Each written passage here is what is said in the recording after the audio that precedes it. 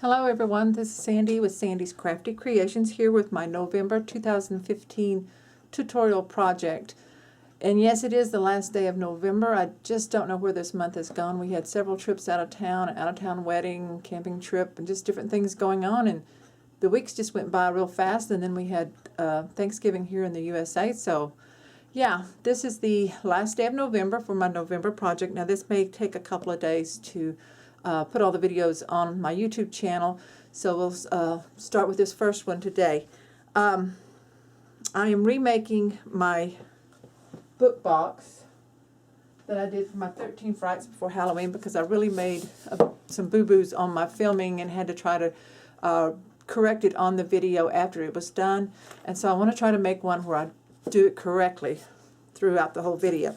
This is the one that I made for the 13 Frights Before Halloween. And we're going to recreate this size today, but I'm going to be doing it for my for paper Christmas paper. I'm going to use the Graphic 45 Christmas Carol paper for this book, and I'll decide later if I'm going to do an album in it or just keep the book box. So we're fixing to make a book box, and the first thing you need to do is get your chipboard, and for this one I am going to use the craft brown color chipboard instead of the black. I do my tutorials in inches because that's what we use in the United States, and I don't do the metric system.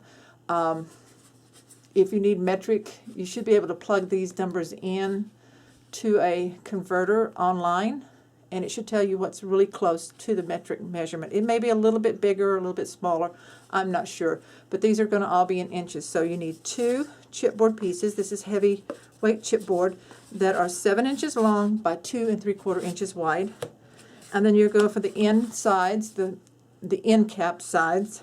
You're going to need 2 pieces that are 5 inch by 2 3/4. So that's 5 inch by 2 3/4 on that. Then you're going to need one for the spine that is 8 inches by 4. It's very important that you check your chipboard. If you'll notice that chipboard doesn't bend well one direction, but it does bend the other. So you want it bending with the 4-inch piece. So where it bends, put that at the top of your cutter and cut 4 inches. So you have a 4-inch wide with the bend by 8 inches long. Then you need the top and the bottom of the box, and you need 2 that are 8 inches by 5.5 inches. So that's what we need there. And then I've already pre-cut and pre-scored my hinges. So let me grab this so that you can see what we're going to have. Make sure it's zoomed in on it. Okay, hinges. I'm making mine out of the craft paper, and then I will be staining mine. You can use yours in any color that you want, or stain it whatever color you want. So you need to start off with, and I'm pretty sure this is the exact number of hinges that we will need. You need 4 each at 1 inch by 5 inch, 5 each at 1 inch by 7 inch, 8 each at 1 inch by 2 3/4 inches, and then 1 each at 1 inch by 7 1/8 inch. Then you will score these on the 1 inch side at a 1/2 inch, so they're scored in half lengthwise.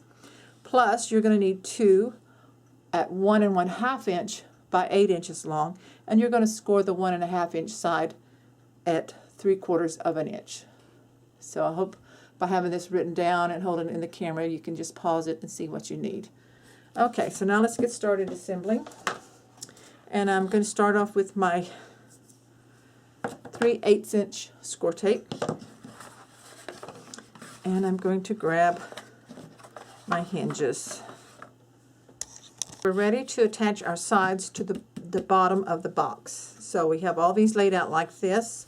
And then we need 2 7-inch hinges. I've already pre-scored mine and burnished them and followed, and we need 2 5-inch to start with. And we're going to prep these. Let me move this out of the way. We're going to prep these by applying tape, 3/8 inch score tape, to the inside. So just right there in the middle. Let me get my perfect trim ruler to tear these straighter. Kind of like to keep them straight. Okay, also as part of my prepping, I want to ink my hinges. So I'm going to, and I'm going to use Walnut Stain, Tim Holtz Distress Ink. So I'm going to get my mat out, and I'll just show you on one what I'm doing, and then I'll do that off camera so we can save time on the video. So I'm going to take my Distress Ink. You can use stain or Distress Ink, depending on how dark you want it. So I'm going to ink this along where the fold line is. So I'm just kind of hitting all the edges that will probably show, mostly in the middle. So that's where I want to get it really good, and on the ends. Okay, so I'm going to do that on all of my hinges, and then I'll be back. Now I'm going to pick up one of the 7-inch ones.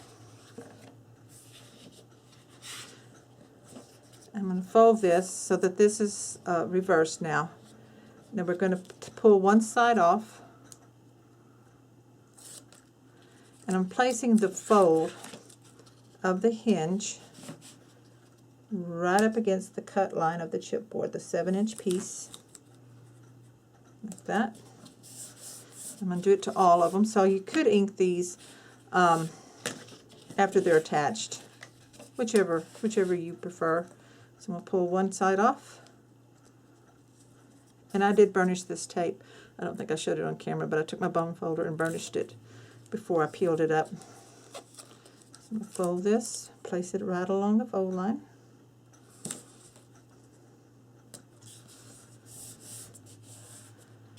Okay, and let's do these short ones.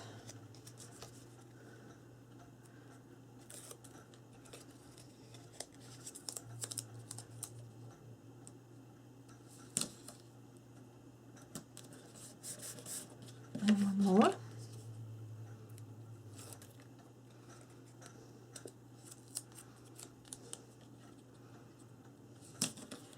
So let's do the short one first, because we're going to make this flush to the outer edge. So this will give our measurement out here. So I'm going to peel this tape backing off, and I'm going to attach it the end of the hinge flush with the right cut edge of this chipboard piece, because the one side does not have a lip edge.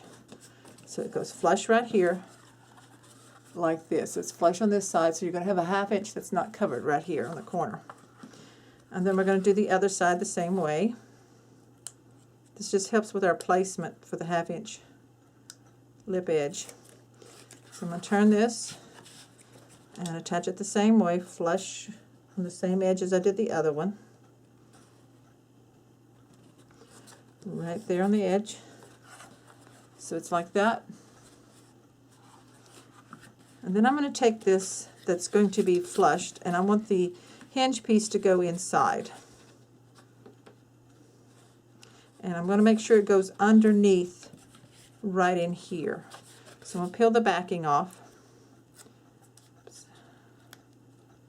And this is going to go flush to the cut edge, so you may have to just slide this under just a little bit. And then the other side's going to be the opposite. It's going to be done like the two outside ones. So peel this off.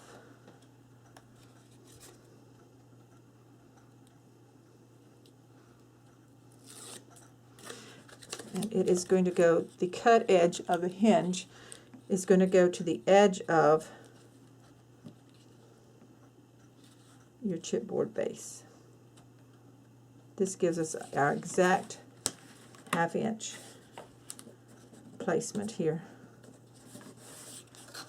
Okay, so there it is. Now we're going to attach our corners.